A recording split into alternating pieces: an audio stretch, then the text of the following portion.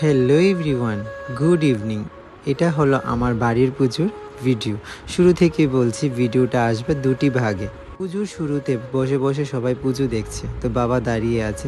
যেহেতু আমি ব্যস্ত ছিলাম, তার মধ্যে বাবা যে সংকল্পতে বসেছিল সেই পার্টটা নেওয়া হয়নি। ঠাকুরমশাই ঠাকুরের প্রাণ প্রতিষ্ঠা করে পুজো সম্পূর্ণ করতে লাগলো। তার মধ্যে আমাদের হাতে দিয়ে দিল ফুল বেলপাতা। এক এক করতে করতে সবার হাতে ঠাকুরমশাই দিয়ে দিল ফুল বেলপাতা। তো সবাই সবার মতো কথা বলছে। ঠাকুরমশাই দুটো ছোট্ট ছেলেকে বোঝাচ্ছে যে কী থেকে কি হচ্ছে, এটাই।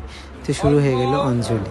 সন্তাপ নাশিনী আয়রা রোগং বিজয়ং দেবী শোকহরা দেবী সর্ব সংকট নাশিনী সর্বসাত্রী দেবী। অঞ্জলি দেওয়া সম্পূর্ণ করার পর মামি পড়তে লাগলো পাঁচালি।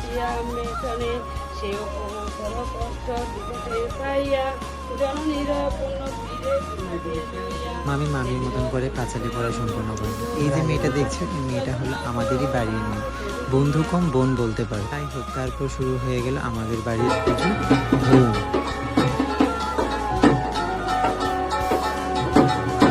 ঠাকুরমশাই দিচ্ছিল 28টা বেলপাতা।